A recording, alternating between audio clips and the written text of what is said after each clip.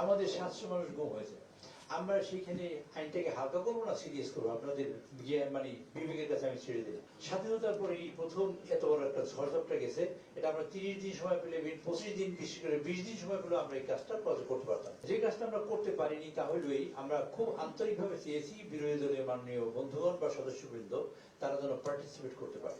আপনাদের একটি সদিচ্ছার ব্যাখ্যা আমি দিতে চাই ছোট্ট করে। আমরা 12 তারিখে আমাদের কম্পালশনটা হলো এই যে আমাদের সকল বিল আইনে পরিণত করি অথবা ল্যাপস করি, যাই কিছু করি না কেন, তার সময় হলো 30 দিন এবং 93 বিধি অনুযায়ী, আর্টিকেল অনুযায়ী সংবিধানে আমাদের 30 দিনের মধ্যে যে বাধ্যবাধকতা আছে সেটা আমাদের বাস্তবায়ন করতে হবে। আপনাদের বোঝাতে বলতে চাই এটুকু, আপনাদের নিজেদের ইয়ে দিয়ে বুঝবেন, আপনারা নিজেদের ইয়ে দিয়ে, সেটা হলোই 12 তারিখে আমরা পার্লামেন্ট বসেছি। 12 তারিখে আমরা পার্লামেন্টের সকল আইনগুলো প্রেস করেছি। তারপর 13 তারিখ এবং মানে বিশ্ব শুক্রবার এবং শনিবার 2 দিনে আমরা কোনো কাজ করতে পারিনি। 15 তারিখে আবার পার্লামেন্ট বসছে। 16 তারিখে সবে কদার আমরা 16 তারিখ থেকে 29 তারিখ পর্যন্ত পার্লামেন্ট বন্ধ ছিল। তো আমরা পার্লামেন্টের প্রথম 15 দিন মূলত কোনো কাজই করতে পারিনি, কিন্তু প্রথম দিনই আমরা যে কাজটা করেছি সেটা বিশেষ কমিটি তৈরি করেছি, যাতে পার্লামেন্টের এই মানে অধ্যাদেশগুলা বা যাচাই বাছাই করে একটা রিপোর্ট তৈরি করতে পারে। এর মধ্যে এই রিপোর্ট তৈরি করার জন্য বন্ধের মধ্যেও ঈদ সামনে রেখেও আমাদের মাননীয় সংসদ সদস্যবৃন্দ, বিশেষ করে আমাদের স্বরাষ্ট্রমন্ত্রী মহোদয় এবং আইনমন্ত্রী মহোদয় এবং অন্যান্য যারা আছেন তারা সবাই মিলে এর মধ্যে 3টা মিটিং করেছেন।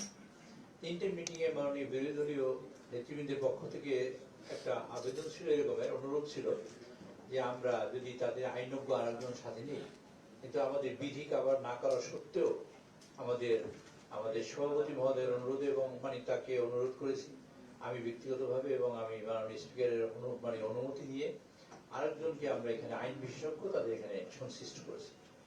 ওখানে সিদ্ধান্ত হয়েছে আমরা কতগুলো বিল ইউনিয়নিমাসলি অ্যাকসেপ্ট করব, আর সিদ্ধান্ত হয়েছে আমরা কতগুলো বিল ডেফার করব, সবকিছু। এই সিদ্ধান্তটা আমরা কাগজে দিয়েছি, এটা দিয়েছি 2 তারিখে।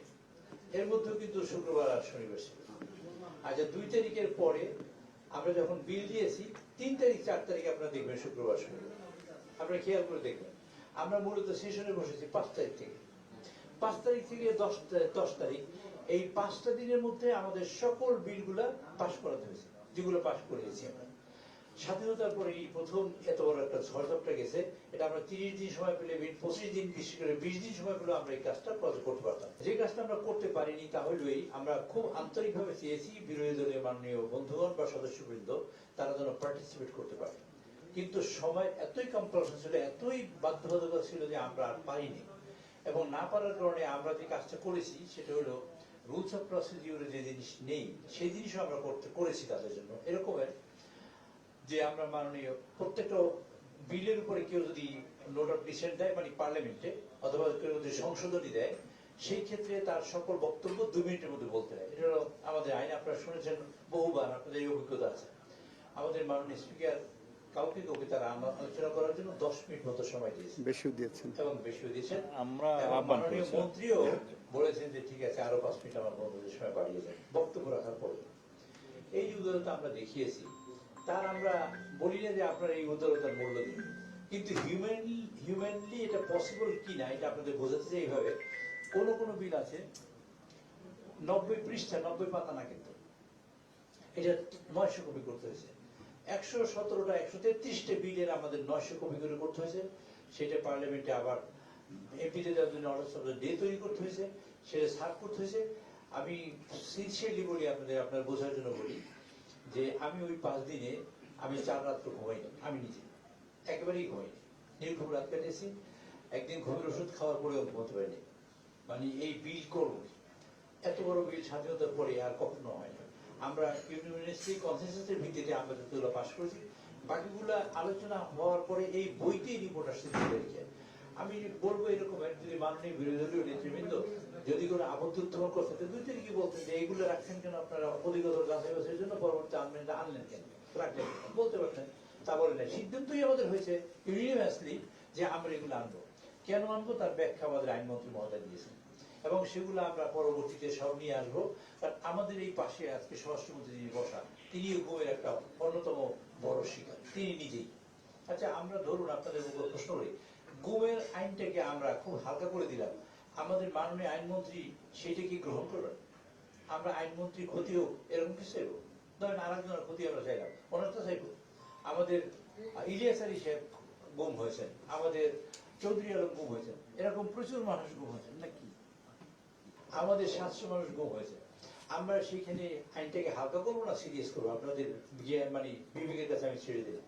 আমরা এই বিলগুলোকে স্বচ্ছতা মানে আমরা আনতে চাই, যাতে আমরা স্বচ্ছভাবে সবাই পার্টিসিপেট করতে পারি। আরেকটা হলো এই, আচ্ছা ধরুন আমরা বিলগুলো সবাই পাস করলাম কয় তারিখের মধ্যে? 10 তারিখ রাতে 12টার মধ্যে আমরা পাস করলাম। এই বিলে কোনো আলোচনা করার কোনো সুযোগ কারো আছে? থাকতো কিনা? কারো থাকবে না। আমরা সুযোগ তৈরি করে দেওয়ার জন্য তাদের এই বিলগুলো পরবর্তীতে আনবো, এবং সবটাই আনবো বলে এখানে লিখিত আছে, এটা আমাদের কমিটমেন্ট।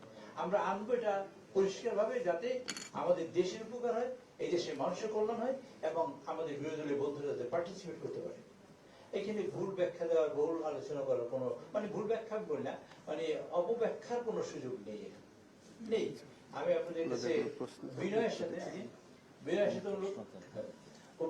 অনুরোধ করতে চাই, বিষয়গুলো আপনারা দেখবেন, এবং আমরা আমাদের স্বচ্ছতার জন্য, পরিষ্কার হওয়ার জন্য আরেকবার আপনাদের ডেকেছি এখানে। আপনারা আসছেন এবং আপনারা আমাদের বক্তব্য দুইজন মন্ত্রী মহোদয়ের কাছে শুনলেন, আপনাদের অসংখ্য ধন্যবাদ। আর আপনাদের যদি কোনো প্রশ্ন থাকে তা আপনারা বলতে পারেন।